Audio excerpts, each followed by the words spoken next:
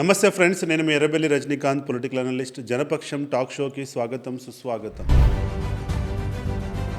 Sarpanch elections అడావుడి ముగిచింది, ప్రమాణ స్వీకారాలు కూడా అయిపోయాయి. ఇప్పుడు ఏ గ్రామంలో వెళ్ళినా జరుగుతున్న చర్చ ఏంటంటే ఎంపీటీసీ జెడ్పీటీసీ ఎలక్షన్స్ ఎప్పుడు రాబోతున్నాయి, అసలు ఎంపీటీసీ జెడ్పీటీసీ ఎలక్షన్స్ జరుగుతాయా లేదంటే హోల్డ్లో పెట్టే పరిస్థితి ఏమైనా ఉందా, ఎంపీటీసీ జెడ్పీటీసీ ఎలక్షన్స్ ముందొస్తాయా లేదంటే జిహెచ్ఎంసీ ఎలక్షన్స్ ముందొస్తాయా, ఒకవేళ ఎంపీటీసీ జెడ్పీటీసీగా పోటీ చేయాలనుకుంటే ఎప్పటి నుంచి పని ప్రారంభించాలి, ఒకవేళ ఎంపీటీసీ జెడ్పీటీసీ ఎలక్షన్స్ వస్తే బీసీ రిజర్వేషన్ 42% ఉండబోతుందా లేదంటే పాత రిజర్వేషన్ 23% ఉండబోతుందా, ఒకవేళ కష్టపడి పనిచేసి డబ్బులు ఖర్చు పెట్టుకున్న తర్వాత రిజర్వేషన్ గనక మారితే పరిస్థితి ఏంటి, ఇలాంటి అన్ని ప్రశ్నలకి మీకు సమాధానం తెలియాలి అని అంటే మీరు ఈ వీడియోని చివరి వరకు చూడండి. మీ అన్ని ప్రశ్నలకి ఈ వీడియోలో సమాధానాలు దొరుకుతాయి. అంతేకాకుండా మీరు రాజకీయ పరంగా ఇంట్రెస్ట్ ఉంటే నా ఛానల్ ని సబ్స్క్రైబ్ చేసుకోండి. మీకు చాలా అకాడమిక్ గా ఉపయోగపడేటువంటి ఎన్నో వీడియోలు నేను మీకు రాబోయే సమయంలో ఇవ్వబోతున్నాను. సో మొదటగా MPTC ZPTC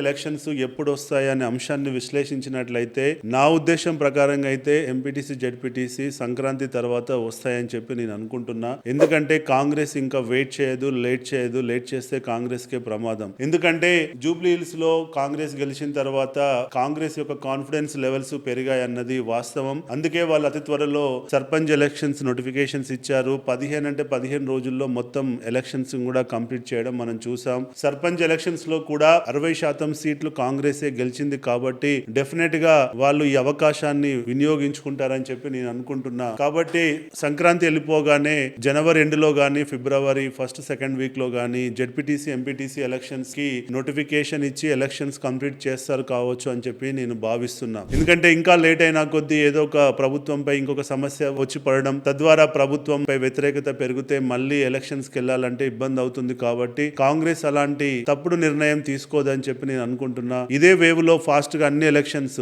not only ZPTC MPTC, all corporation elections, all municipal elections కూడా కొట్టి పడేస్తుంది కావచ్చు అనేది నా యొక్క అభిప్రాయం. ఇక మీరు ఒకవేళ జెడ్పీటీసీ ఎంపీటీసీగా పోటీ చేయాలని అనుకుంటే మీరు సమయం వృధా చేయకండి. ఇమ్మీడియట్ గా మీరు వర్క్ స్టార్ట్ చేసుకోండి. ఎందుకంటే ఎలక్షన్ నోటిఫికేషన్ వచ్చిన తర్వాత మీకు ఎక్కువ సమయం ఉండదు, ఎక్కువ ప్లానింగ్ చేసుకోవడానికి సమయం ఉండదు, ఎక్కువ వనరులు సమకూర్చుకోవడానికి సమయం ఉండదు, ఎక్కువ ఓటర్స్ ని ఇంటరాక్ట్ కావడానికి సమయం ఉండదు. కాబట్టి మీరు ఇమ్మీడియట్ గా పోటీలో ఉన్న వాళ్ళు ఇంకేం ఆలోచించకుండా ఎలక్షన్ ఎప్పుడైనా రానియండి. రేపే ఎలక్షన్ ఉందనే ఉద్దేశంతో మీరు ఎలక్షన్ ప్రిపరేషన్ స్టార్ట్ చేస్తే మీరు అందరికంటే ముందుంటారు, మీరు ఎక్కువగా వర్క్ చేసుకోవడానికి అవకాశం పడుతుంది. అంతేకాకుండా ఎప్పుడు గానీ ఒక ఎలక్షన్ కి నోటిఫికేషన్ రాకముందుకే మన ఎలక్షన్ క్యాంపెయినింగ్ అయిపోయి ఉండాలి. అలా చేసుకున్న వాళ్ళే మంచి మెజార్టీతో గెలిచే అవకాశం ఉంటుంది. ఎలక్షన్ నోటిఫికేషన్ వచ్చినాక పని ప్రారంభిస్తాము, అప్పుడు వనరులు సమకూర్చుకుంటాము అంటే మీరు చాలా ఇబ్బందులు పడతారు, సమయం సరిపోదు, మీరు అనుకున్నట్టు అన్ని కూడా మీకు సహకరించవు, మీ చుట్టూన్న వాళ్ళు సహకరించరు, మీకు అనుకున్న వనరులు సమయానికి రావు, తద్వారా మీరు నష్టపోతారు. కాబట్టి నా అనుభవంతో చెప్తున్నా, మీరు ఇమ్మీడియట్ గా వర్క్ స్టార్ట్ చేయండి,